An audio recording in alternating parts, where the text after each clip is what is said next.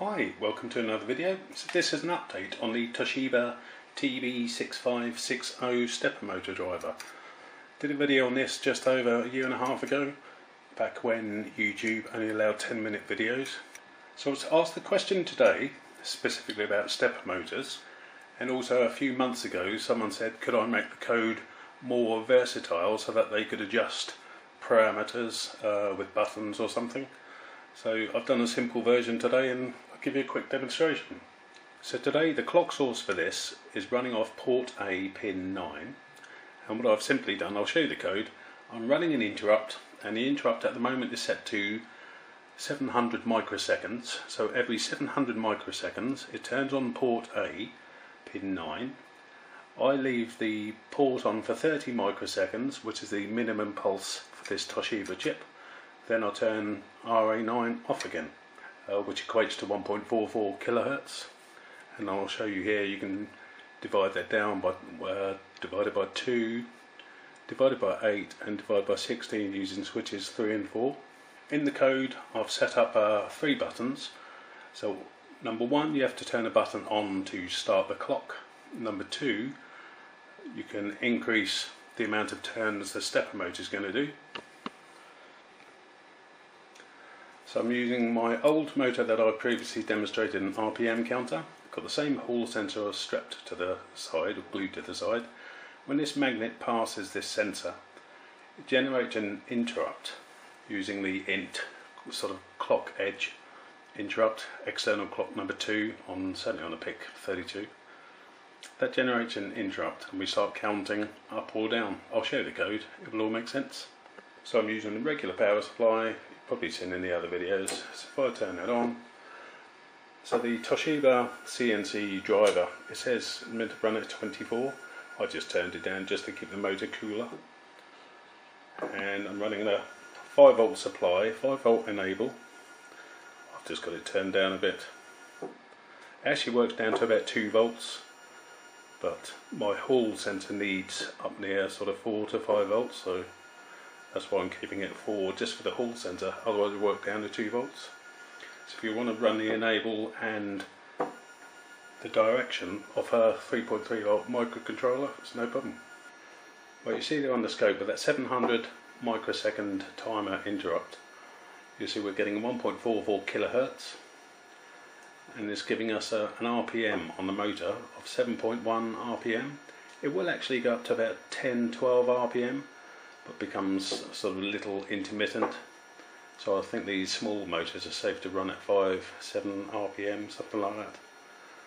So if I show you the data sheet for the Toshiba driver, if I capture this,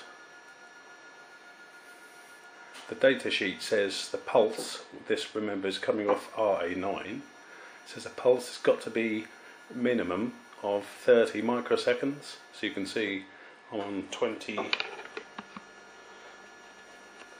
microseconds of division, so that's actually 30 microseconds. So that's the length of the pulse coming off RA9, and RA9 is being generated in the timer 1 interrupt. So you can see, so that's the clock source, pin RA9, and this is the rising edge of the hall sensor, giving us an RPM of 7.144 Hertz, 7.1 revs per minute in this current setup. So that's the turns counter. This is a preset value of stored in the program. It's going to count up to 25, hit that number, and then start counting backwards.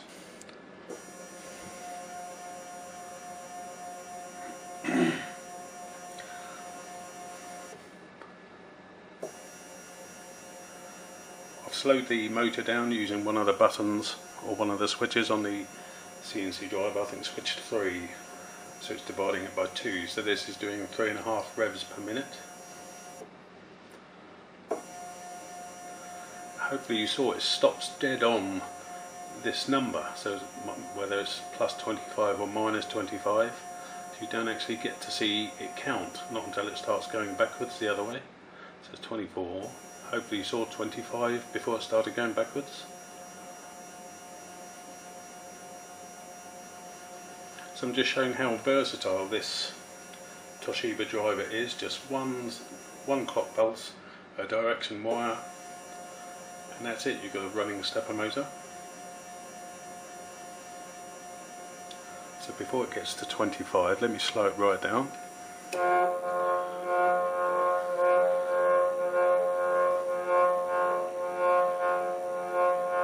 So I'm now dividing that by 16, so the motor's humming a bit.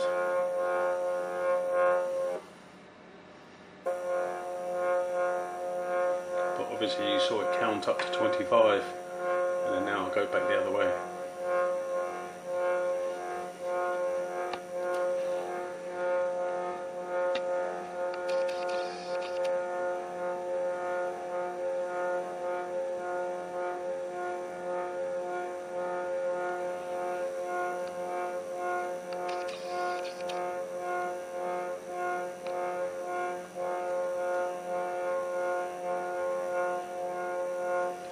So let me speed it up.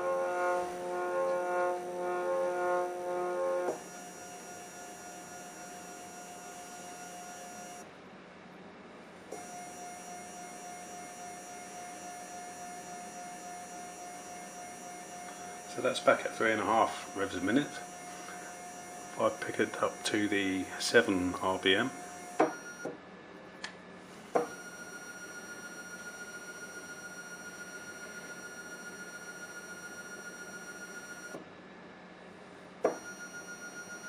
so hopefully you can see that is getting to 25.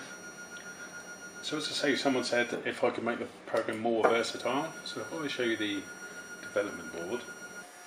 Right, so on the development board it's Microelectronica's EasyPick Fusion version 7. You see this LED flashing on and off, that's just indicating the Hall sensor. RA6 I've got to enable the timer, and RA7 and RA3 increase and decrease the turns. So if I put you on the screen, if I decrease the turns, you see it's at the moment it's going to count up to 46. So if I decrease it, now it's running at this faster speed. It's meant to stop the timer, but it's a bit intermittent, but you can see I'll get it to count up to 9. But now we've gone past 9, so let me reset. Reset the controller. Right, so let me decrease the count. Let's get it to count to 5. So that's decrease, and then that's obviously increase. Waits 25 seconds for switch bounce, and then goes up. So but if you turn the program on, it defaults to 25. Actually, let me leave it on the 73 and speed the motor up. So start the program by pressing RA6.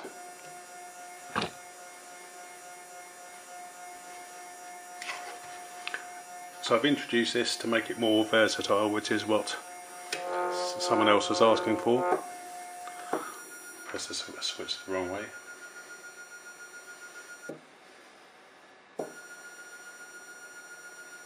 So the external interrupt driven off this Hall sensor, it's sort of perfect. You know how many turns you want, it's going to stop bang on that number of turns. And because it's Hall sensor driven, the counter, there's no errors. The other way you can do it is just count the pulses to the motor. But as I say, if you turn the power off, your CNC bench or your motor could be anywhere along its travel. And by turning the power off, any reference is going to be lost. So having a Hall sensor, some sort of device to count where it is obviously the better way to go.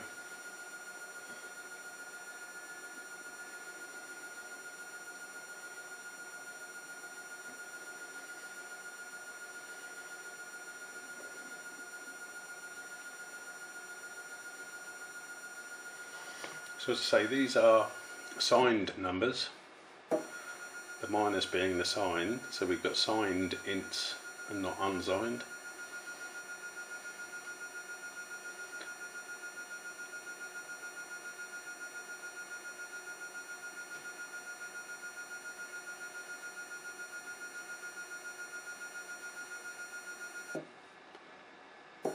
Hopefully you saw it flick to 73 just before it started counting back down.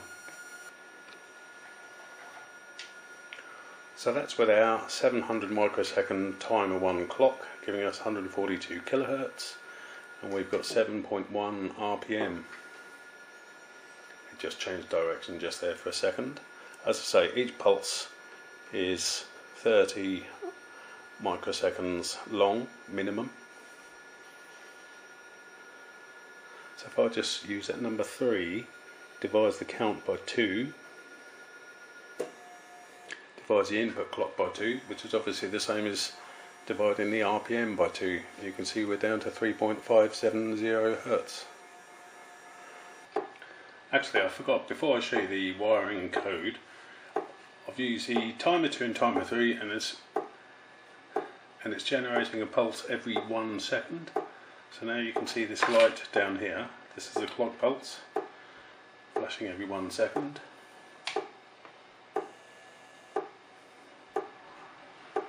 Probably hear it too. And if I show you the motor, you can see that clicking once a second, and it's still, even though it's not obviously rotating properly,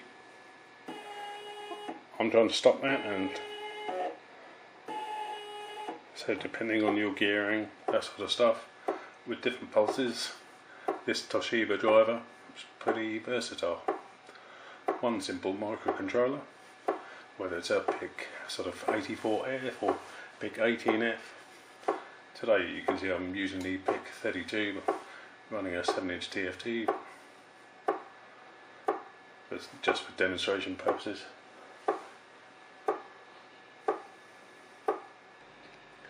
So that's the Toshiba driver using today, TB6560. This is the hall sensor wiring, so as I say, the hall sensor needs roughly 5 volts.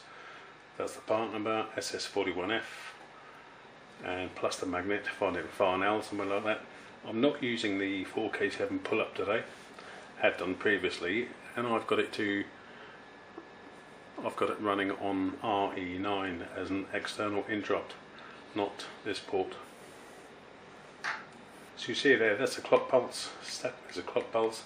So 500 microseconds to 1 millisecond. Obviously you can speed it up or slow it down, and then divide it by the clock divider, which is switch 3 and 4 here.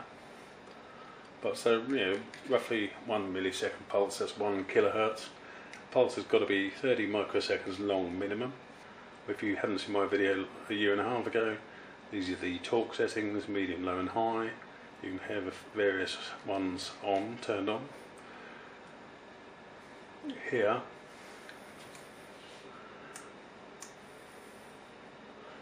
move you over a bit. So switch 1 and 2 are the current decay on the motor. Need the data sheet to read up on that.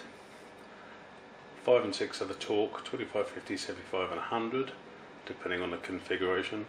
And then there's a 3 and 4 switches, which I've been messing about with today. So turn 3 off, divides the clock by 2, or the RPM by 2. Switch 4 off, divides the input by 16, and switch 3 and 4 off, divides the input clock by 8. That's when you heard the motor making a funny grinding noise.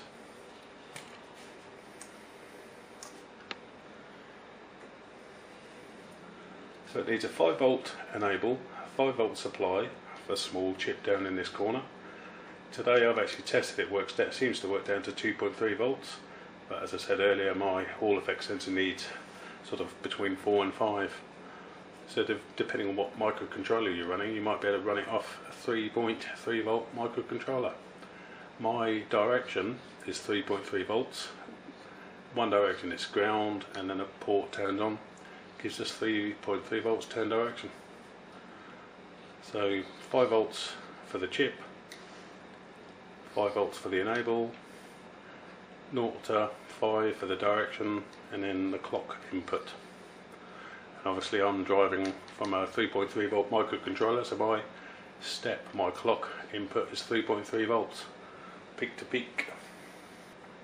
Well, so if I get this slow timer out of the way first, since it's there, on this PIC 32, you have to implement timer 2 and 3 for long delays. On the PIC 18s you don't, just one timer will do it, but and on this PIC 32 I use timer 2 and 3 with the preloaded with these values, and that was giving us an interrupt every 1 second. And then on the interrupt, that's driving RA9 bit 1, delay 30 microseconds, so this is our clock here. RA9 turns on, delay of 30 microseconds, and then it turns off. So that timer 2 and 3 interrupt, that 1 second delay is giving us our 1 second clock. This is our first timer, giving us our 700 microseconds, 1.44 kilohertz clock. So it's timer 1.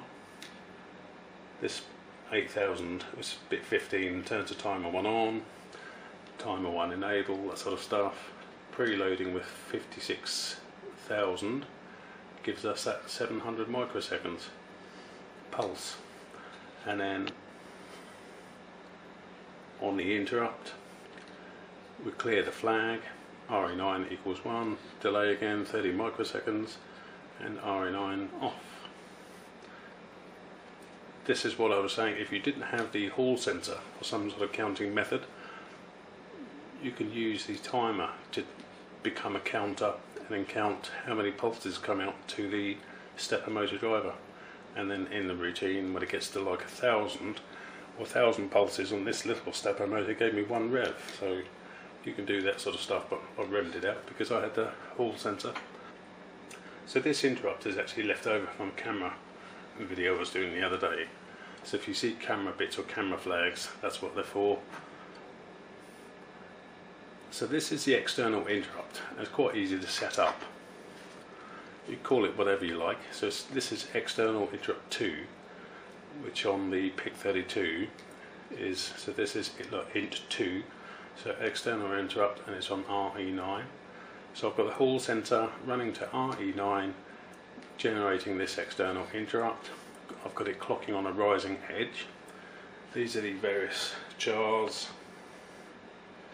and ints at the beginning, so that's our counter, so it's assigned int.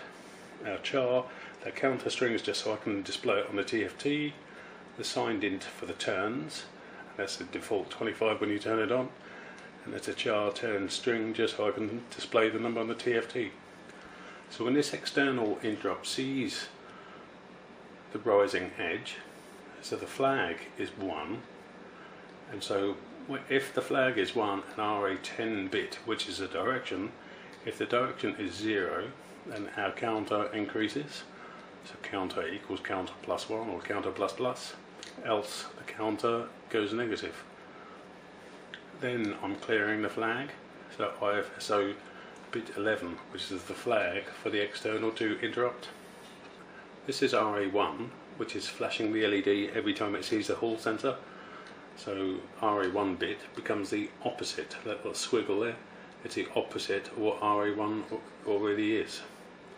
So it's just reversing the LED. If it's on, becomes off. If it's off, becomes on. Then you can see, so if the counter equals the turns, now that turns is the preset value determined by when you first turn it on, it defaults to 25, and then pressing the switches, turns this up and down, increases the value or decreases the value.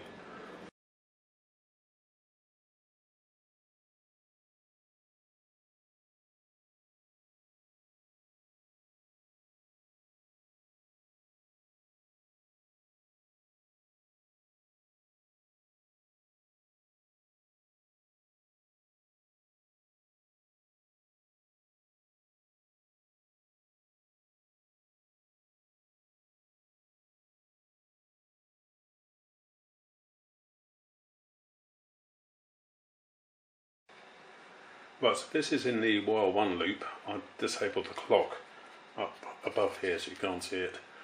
So in the while 1 routine, if it sees the switch, the RE7, if that equals 1, it's meant to disable the timer and disable the enable bit. The turns, plus plus, small 25 millisecond delay, and it comes out of that routine. So if you hold your finger on the button, the turns is going to increase as you saw me demonstrate. If RA3 equals 1, the turns reduces. or decrements, and down at the bottom RE6 turns the timer on when you first power up. So if it sees RE6 equal 1, timer 1 con turns on, timer 1 enable bit, and that's it. If you're going to use buttons, it'd be advisable to use Microelectronica's button routine, or whosever routine you're using. If it's not Microelectronica, maybe Arduino, ARM, something like that. And then finally down the bottom, this is how just the information do display the counter and the turns string on the TFT. That's all I was doing. So you can see that primarily this stepper motor today is interrupt driven of timer 1.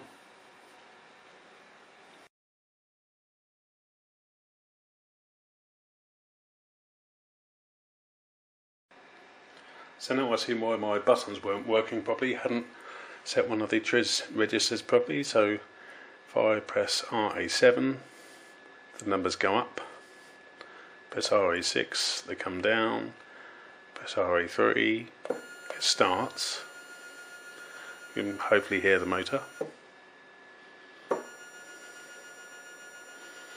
now if I try and increase the number of turns again, so now the motor stops. Hopefully you can't hear it. And so that those buttons are now disabling the interrupt.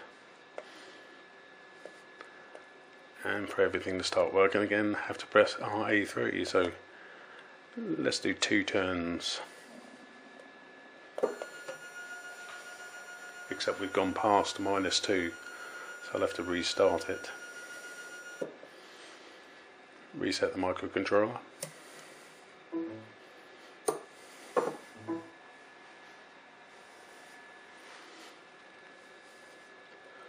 Turn it down to 2.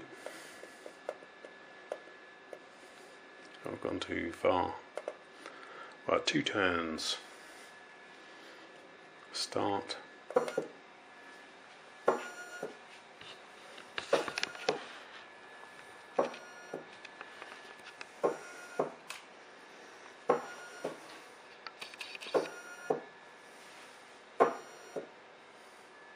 So it's obviously 2 turns from 0, so we're doing +2 and then -2, so 4.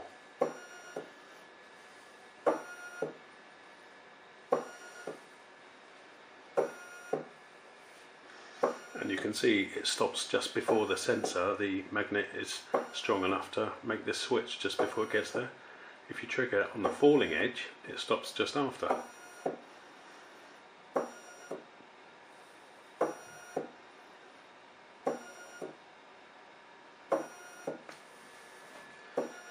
I'll show you back on the screen.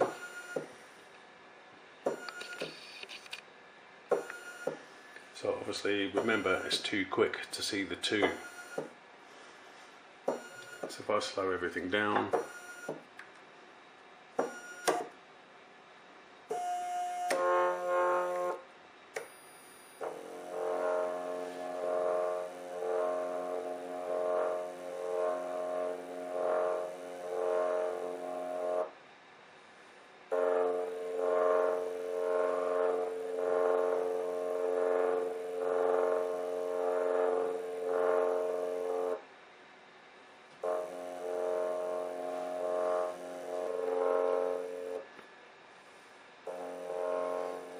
it's turning at that 446 millihertz, so just under half a second. Oh, sorry, just under half a rev per second.